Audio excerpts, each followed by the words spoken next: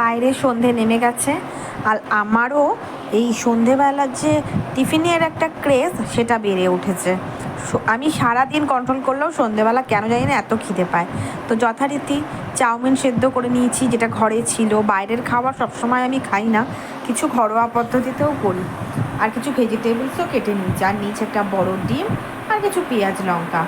চলো এবার ঘরোয়া পদ্ধতিতে কীভাবে চাউমিনটা বানাই সেটা তোমাদের সাথে শেয়ার করি।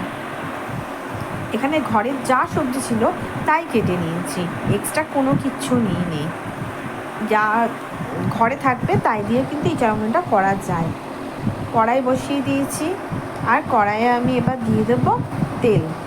আমি সবসময় সর্ষের তেল দিয়েই সব রান্না করি, আমি রিফাইন তেলটা খুব একটা বেশি ইউজ করি না, তাই আমি পরিমাণ মতন সর্ষের তেল দিয়ে দিলাম। আর আমার রান্নাটা আমি চেষ্টা করব এই তেলের মধ্যেই করার। নিয়েছি কাপের মধ্যে ডিমটা, আর ডিমটাকে একটু ফেটিয়ে নেব। ডিমটাকে ফেটিয়ে নিলে কি হবে, ডিমটা বেশ ফ্লাফি হবে এবং খেতেও ভালো লাগবে। আর ডিমের মধ্যে সামান্য শুধু নুন দিয়ে দিয়েছি, আর একটা কাঁটা চামচ দিয়ে ফেটিয়ে নিয়েছি। কাঁটা চামচটাকে জাস্ট ইগনোর করে যাও, বিকজ একটা ইউজ অ্যান্ড থ্রো, আমি এভাবেই ইউজ করি। গাদা গুচ্ছের চামচ আছে, সেটাগুলো কোথায় আছে ভগবান জানে। হাতের সামনে যা পাই তাই ইউজ করে ফেলি, তাই just ignore use and throw কাঁটা চামচ। তো তেল গরম হয়ে গেছে, এবার দিয়ে দিলাম ডিমটা। দেখো বলেছিলাম ডিমটাকে ভালোভাবে ফেটিয়ে নিলে খুব সুন্দরভাবে ফ্লাপি হয়ে উঠবে ডিমটা, আর সত্যিই তাই হয়ে উঠেছে। ডিমটাকে জাস্ট একটু এপিট ওপিট করে ভালো করে ভেজে নেব। আমি খুব কড়া ভাজা খাই, অমলেটেও অতটা খাই না, আমার ভেতরটা নরম নরম থাকলে ভাল লাগে। আর এক্ষেত্রেও আমি খুব কড়া ভাজবো না, জাস্ট একটু ছাড়িয়ে ছাড়িয়ে নেব, যতক্ষণ ছাড়াতে লাগে ততক্ষণ। ডিমটা আমার মোটামুটি ভাজা হয়ে গেছে, আমি এবার ডিমটাকে একটুখানি ছোটো করে নেওয়ার চেষ্টা করছি খুন্তি দিয়ে, না হলে পরে করে নেবো, কিছু করার নেই। ডিম আমার মোটামুটি হয়ে গেছে, এবার আমি নামিয়ে নেবো ডিমটা নামিয়ে নেওয়ার পর এই তেলটা রয়েছে, তো এই তেলটার মধ্যেই আমি সবজি ভাজবো। এই তেলটার মধ্যেই আমি সমস্ত সবজিগুলো দিয়ে এবার ভেজে নেব সবজিগুলোকে। আমি অন্যদিন তেলের মধ্যে একটু রসুন কুচি বা আদা কুচি দিই, বাট আজকে দিইনি। আজকে যেরকম সেরকমভাবেই করছি, একদম নর্মাল, কারণ সবাই তো আর এটা পছন্দ করে না, তো একদম নর্মাল পদ্ধতিতেই করছি। জাস্ট সবজিগুলোকে ভেজে নেব, সব সবজি আমি একেবারে দিয়েছি।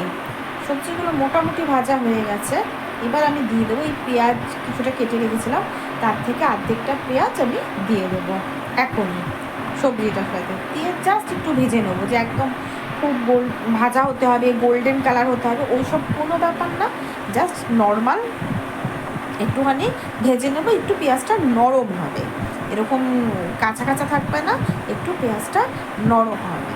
এইটা একদমই সাধারণ পদ্ধতি, এর মধ্যে কোনো অসাধারণত্ব নেই, এটা চোখ বন্ধ করে যে কেউ পারবে। তো যাই হোক, আমিও সেভাবেই করছি, কারণ এইভাবে করে খাওয়াতে না শরীরে কোনো প্রবলেম হয় না। দেখো আমি কড়াইটাতে দেখাচ্ছি যে আমার কড়াই এক ফোঁটা তেল নেই, ওই রকমভাবেই আমি রান্না করছি। আমি আরেকটাভাবেও করি, সেটা হচ্ছে সবজিটাকে সেদ্ধ করে, তাতে আরও কম তেল লাগে, যতটা তেল দেখলে তার হাফ তেল লাগে। যাদের তেল মশলা খাওয়া বারণ অথচ চাউমিন খেতে ভাল লাগে, তারা এইভাবে করে খেয়েও, যে সবজিটাকে সেদ্ধ করবে আর সেই সেদ্ধ করার জলেই চাউমিনটাকে সেদ্ধ করবে।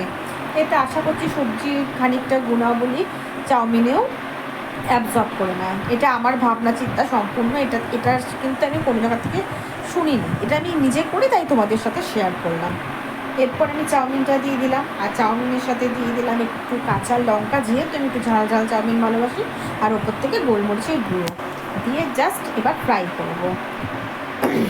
আমি যখন সবজি ভাজছিলাম, সবজির সাথে সামান্য একটু হলুদ দিয়েছিলাম, তাই জন্য সবজিগুলো একটু হলুদ হলুদ লাগছে, আর কিন্তু দেবো না। এই চাউমিনগুলো একটু হলুদ হলুদ ভালো লাগে তো, তাই জন্য এবার জাস্ট একটু ফ্রাই করে নেব, এপিট ওপিট করে নেব, যাতে চাউমিনগুলো ফ্রাই হয়ে যায় ভালোভাবে, কাঁচা ভাবটা না থাকে। যেহেতু ময়দার জিনিস চাউমিন, একটু কাঁচা ভাব থাকলে মুখে পড়লে ভালো লাগে না। এর সঙ্গে এটাকে যদি একটু ভালোভাবে ফ্রাই করে নেওয়া যায়, তবে সবজির সাথে এই চাউমিন খেতে ভালো লাগে, যে কোনো রেস্টুরেন্টে গেলেও তাই দেখবে। তো আমার চাউমিন মোটামুটি ফ্রাই হয়েও গেছে, একদম মানে শেষ টাইমে চলে এসেছি। এইবার আমি ওই যেটা ডিমের ভুজিয়াটা বানিয়ে রেখেছিলাম সেটা, আর যে পেঁয়াজটা ছিল কাঁচা সেইটা দিয়ে দেবো। এটা আমি করি, নামানোর শেষে একটু শসা পেঁয়াজ দিয়ে নামিয়ে নিই। তোমরা না এটাকে না করলেও পারো, কিন্তু আমি একটু সস দিয়েছি দেখছো, কারণ এই চাউমিনটা এতটাই ড্রাই করি আমি যে একটু সস দিলে ভালো লাগে। পাতে সস আমি খাই না, এই চাউমিন তৈরি করার পরে আবার ওপর থেকে সস দিয়ে আমি খাই না। এইরকম আমি একটুখানি সস দিয়ে জাস্ট চাউমিনটাকে মাখিয়ে নেবো এবং আমার চাউমিন পুরোপুরি তৈরি। তো তোমাদের যদি এই রেসিপিটা ভালো লেগে থাকে তোমরাও বাড়িতে করে খেও, আর কেমন হয়েছে আমার জানি না। আশা করি সবারই এরকম রেসিপি ভালো লাগবে, আমাদের তো বাঙালি বাড়িতে খুবই ভালো লাগে এরকম রেসিপি।